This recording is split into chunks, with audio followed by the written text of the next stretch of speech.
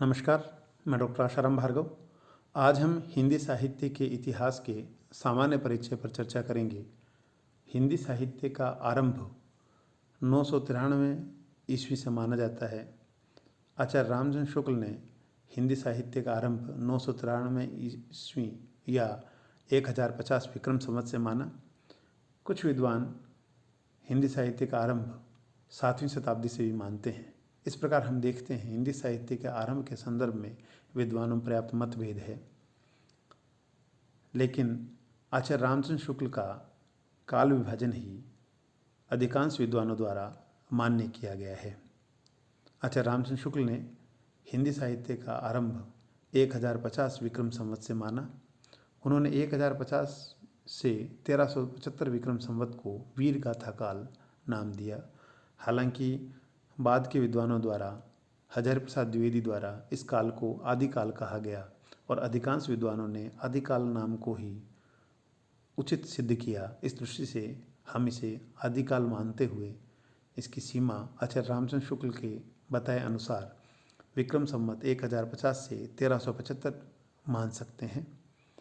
आचार्य रामचंद्र शुक्ल ने भक्ति काल, जिसे उन्होंने पूर्व मध्य काल भी कहा, उसकी सीमा 1375 विक्रम संवत से 1700 विक्रम संवत मानी और इसी प्रकार उन्होंने 1700 से 1900 विक्रम संवत को रीतिकाल या उत्तर मध्यकाल नाम दिया। आचार्य रामचंद्र शुक्ल ने 1900 से बाद के कालखंड को गद्य काल कहा। हालांकि अधिकांश विद्वानों द्वारा इसे आधुनिक काल संज्ञा दी गई और इस दृष्टि से हम इसे आधुनिक काल मानते हैं। इस प्रकार हम देखते हैं कि आदिकाल 1050 से 1375 विक्रम संवत था, जिसे ईस्वी सन में बदलने पर 993 से 1318 ईस्वी सन माना जाएगा। जैसा कि आप सभी जानते हैं, ईस्वी सन और विक्रम संवत में 57 साल का अंतर है। विक्रम संवत 57 साल आगे है, ईस्वी सन 57 साल पीछे है। इस दृष्टि से 1050 विक्रम संवत 993 ईस्वी होगा। तो आदिकाल 1050 से 1375 विक्रम संवत या 993 से 1318 ईस्वी तक, भक्ति काल 1375 से 1700 विक्रम संवत या 1318 से 1643 ईस्वी सन माना जा सकता है। रीतिकाल 1700 से 1900 विक्रम संवत या 1643 से 1843 विक्रम संवत ईस्वी सन माना जा सकता है और आधुनिक काल 1900 विक्रम संवत से अब तक या ईस्वी सन 1843 से बाद तक माना जा सकता है। आदिकाल 1050 से 1375 विक्रम संवत या 993 से 1318 ईस्वी। इस आदिकाल के अंतर्गत 5 प्रकार की साहित्यिक प्रवृत्तियाँ प्रचलित थी, अर्थात इस समय 5 प्रकार का साहित्य रचा जा रहा था। सिद्ध साहित्य, नाथ साहित्य, जैन साहित्य, रासो काव्य, लौकिक और फुटकर काव्य। जो सिद्धों द्वारा रचा गया साहित्य था उसे सिद्ध साहित्य कहा गया। जिस साहित्य की रचना नाथों ने की वह नाथ साहित्य माना गया। जैन रचनाकारों द्वारा रचित साहित्य जैन साहित्य था, जबकि चारणों द्वारा राजाओं की प्रशंसा और वीर गाथा के रूप में जो साहित्य रचा गया उसे रासो काव्य कहा गया। इस युग में लौकिक और फुटकर काव्य की रचना हुई। लौकिक काव्य के अंतर्गत वह काव्य माना गया जो लोक में व्याप्त था और फुटकर साहित्य के अंतर्गत भी आचार्य रामचंद्र शुक्ल ने साहित्य को शामिल किया है। इस दृष्टि से आदिकाल में 5 प्रकार की साहित्यिक प्रवृत्तियाँ विद्यमान थी: सिद्ध, नाथ, जैन, रासो और लौकिक काव्य। आदिकाल के बाद भक्ति काल। भक्ति काल, जैसा कि नाम से जाहिर है, इस काल में ईश्वर की भक्ति के पद रचे गए। यह कालखंड 1375 से 1700 विक्रम संवत तक माना जाता है या 1318 से 1643 ईस्वी सन तक माना जाता है। इस कालखंड में भक्ति के 2 भाग किए गए, एक निर्गुण काव्य धारा, एक सगुण काव्य धारा। ईश्वर की उपासना और ईश्वर के स्वरूप को आधार मानकर इस युग में भक्ति के 2 भाग किए गए, निर्गुण काव्य धारा और सगुण काव्य धारा। निर्गुण काव्य धारा परमात्मा का स्वरूप निर्गुण और निराकार मानते हैं और उपासना पद्धति भी सगुण से भिन्न थी इनकी। सगुण काव्यधारा वाले कवि ईश्वर को सगुण साकार मानते हैं। इस प्रकार निर्गुण काव्यधारा के अंतर्गत ज्ञानाश्रय शाखा और प्रेमाश्रय शाखा थी और सगुण काव्यधारा के अंतर्गत राम भक्ति शाखा और कृष्ण भक्ति शाखा। ज्ञानाश्रय शाखा ईश्वर की प्राप्ति के लिए ज्ञान पर बल देती थी, तो प्रेमाश्रय शाखा के अनुसार ईश्वर की प्राप्ति प्रेम द्वारा संभव है। सगुण काव्यधारा ईश्वर के सगुण रूप की उपासना करते हुए राम भक्ति और कृष्ण भक्ति के आधार पर दो भागों में विभक्त थी। जैसा कि आप सभी जानते हैं, निर्गुण काव्यधारा के अंतर्गत दो मार्ग थे, ज्ञान मार्गी और प्रेम मार्गी शाखा। हालांकि ज्ञान मार्गी शाखा ईश्वर की प्राप्ति के लिए ज्ञान पर बल देती थी, लेकिन वह प्रेम का विरोध नहीं करती थी। निर्गुण ज्ञानाश्रय शाखा में ज्ञान प्राथमिक या प्रथमतः स्वीकार किया गया और निर्गुण प्रेमाश्रय शाखा में ईश्वर की प्राप्ति प्रेम द्वारा मानेगी। इन्होंने प्रेम पर को प्राथमिक माना। निर्गुण ज्ञानाश्रय शाखा के प्रवर्तक या प्रतिनिधि कवि कबीर थे। हालांकि कबीर के साथ साथ रैदास, धन्ना आदि अनेक निर्गुण संतों ने काव्य रचना की, लेकिन प्रतिनिधि कवि कबीर को माना जाता है। इसी प्रकार निर्गुण प्रेमाश्रय शाखा कवि मलिक मोहम्मद जायसी थे। उन्हें इस काव्यधारा का प्रतिनिधि कवि माना जाता है, जबकि उनके अलावा कुतुबन, मंझन, उस्मान आदि अनेक कवियों ने प्रेमाश्रय काव्य भी रचा, लेकिन प्रतिनिधि कवि मलिक मोहम्मद जायसी को ही माना जाता है। रामकुमार वर्मा ने अध्ययन की सुविधा की दृष्टि से निर्गुण ज्ञान मार्गी शाखा को संत काव्य और निर्गुण प्रेमाश्रय शाखा को सूफी या प्रेम काव्य की संज्ञा दी। वहीं सगुण राम भक्ति काव्य धारा के प्रतिनिधि कवि तुलसीदास को माना जाता है। हालांकि तुलसीदास के अलावा अग्रदास, नाभादास ने भी राम भक्ति के पद रचे हैं, राम भक्ति की है, फिर भी तुलसीदास को प्रतिनिधि कवि माना जाता है। इसी प्रकार सगुण कृष्ण भक्ति काव्यधारा के प्रतिनिधि कवि सूरदास को माना जाता है। हालांकि सूरदास के साथ अष्टछाप के अन्य कवियों नंददास, मीराबाई, जो कि अष्टछाप में नहीं थे, हालांकि मीराबाई और रसखान, लेकिन उन्होंने भी कृष्ण भक्ति के पद रचे हैं।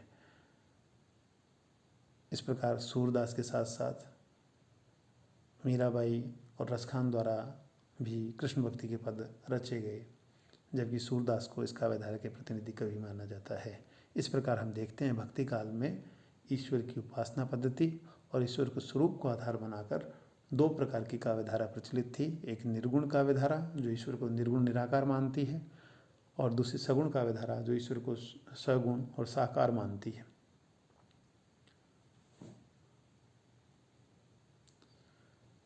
भक्ति काल के बाद 1700 से 1900 विक्रम संवत का काल रीतिकाल नाम से जाना जाता है। ईस्वी सन के हिसाब से यह 1643 से 1843 तक का कालखंड था। इस कालखंड में संस्कृत काव्य की परंपरा की प्रवृत्ति विद्यमान थी। इस काल में अधिकांश विद्वानों द्वारा संस्कृत साहित्य से, संस्कृत काव्य शास्त्र से चली आ रही परंपराओं का अनुसरण किया। यह परंपरा लक्षण उदाहरण ग्रंथों की परंपरा थी। उन्होंने संस्कृत काव्य शास्त्र में रस, छंद, अलंकार, नायक नायिका भेद आदि अनेक प्रकार का जो साहित्य रचा है उसका अनुकरण किया, उसकी रीति अर्थात परंपरा निभाई। जिन कवियों ने उस रीति को निभाया, जो कवि उस रीति से बंधे हुए थे, उनको रीतिबद्ध कवि कहा गया। जो कवि उस रीति से मुक्त थे, उन्हें रीति मुक्त कवि कहा गया। और जो कवि इस परिपाटी से या इस परंपरा से बंधे हुए तो नहीं थे, लेकिन उनके काव्य में स्वतः यह परंपरा आ गई है, उन्हें रीति सिद्ध कवि कहा गया। इस प्रकार रीतिकाल में तीन प्रमुख काव्यधाराएं थी, रीतिबद्ध, रीति सिद्ध और रीति मुक्त।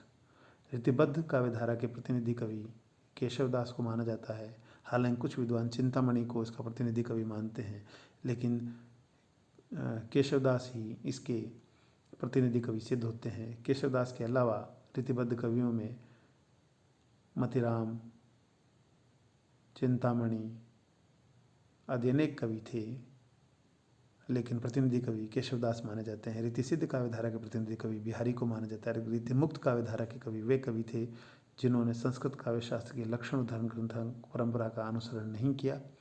वह उस रीति या परंपरा से मुक्त थे, और जिन्होंने प्रेम परक काव्य किया, जिन्होंने अनुभूति के आधार पर रचा हुआ काव्य लिखा, उनको रीति मुक्त कवि कहा गया। इसमें घनानंद आलम बोधा ठाकुर आदि प्रमुख कवि थे। हालांकि घनानंद को इस काव्यधारा का प्रतिनिधि कवि माना जाता है। इस प्रकार हम देखते हैं रीतिकाल में भी साहित्य की 3 प्रवृत्तियां विद्यमान थी। रीतिकाल के बाद आधुनिक काल। यह आधुनिक काल सन 1843 से माना जाता है। हालांकि विद्वान अध्ययन की सुविधा की दृष्टि से 1857 से आधुनिक काल की शुरुआत मानते हैं।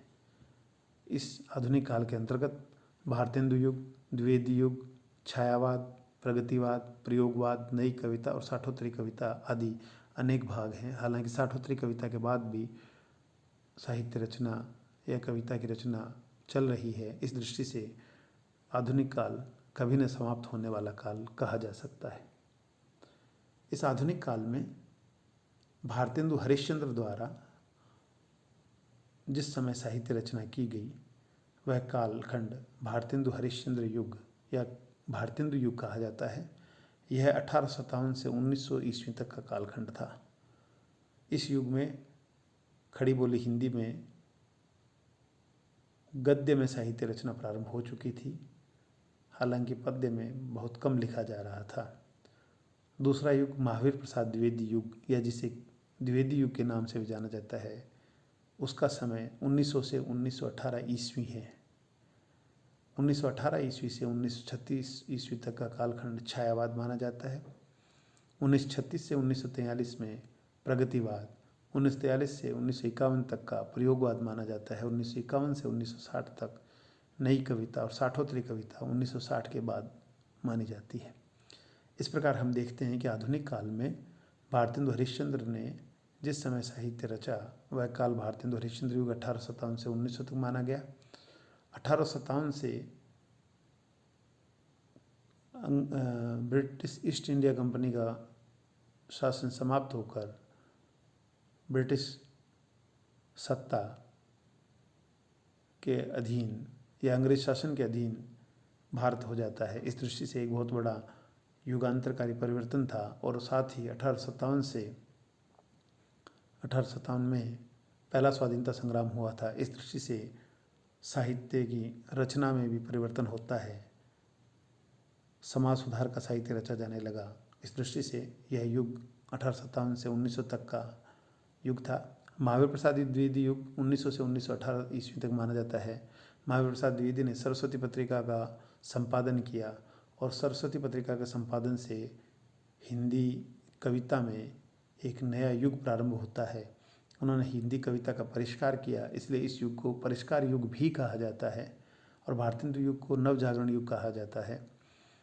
महावीर प्रसाद द्विवेदी ने परिष्कार किया और वह परिष्कार उन्होंने भाषा के स्तर के साथ साथ नैतिकता के स्तर पर भी किया, संवेदना के स्तर पर किया।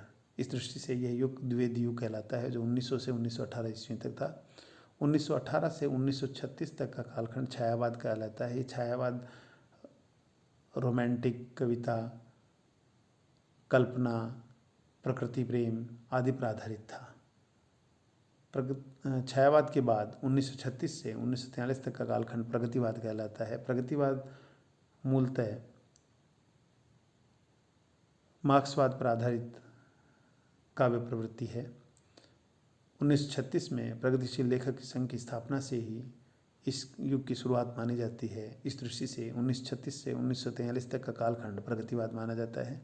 और प्रयोगवाद जो 1943 से 1951 तक माना जाता है। 1943 में अज्ञेय द्वारा तार सप्तक की स्थापना की गई थी और उस तार सप्तक के कवियों ने साहित्य में नए नए प्रयोग किए। इस दृष्टि से इस कालखंड को प्रयोगवाद नाम दिया गया। और 1951 में नई कविता की शुरुआत हुई। नई कविता साहित्य में नयापन लेकर आई थी और 1960 तक इस नई कविता आंदोलन चला। और 1960 के बाद हिंदी कविता में साठोत्तरी कविता की शुरुआत होती है। हालांकि इसके बाद 7वां दशक, 8वां दशक, 9वां दशक आदि अनेक दशकों में कविता लिखी जाने लगी। और सन 2000 के बाद जो लिखी जाने वाली कविताओं को 21वीं सदी की कविता भी कहा जाता है। इस दृष्टि से हम देखते हैं कि आधुनिक काल 1900 विक्रमी संवत या 1843 ईस्वी सन से अब तक लगातार जारी है। इस प्रकार हिंदी साहित्य का इतिहास 1000 ईस्वी के लगभग प्रारंभ होकर आज तक लगातार जारी है और इस कालखंड में इन्होंने अनेक पड़ावों को पार किया और आज इस स्थान पर एक उपलब्धि हासिल कर चुका है। धन्यवाद।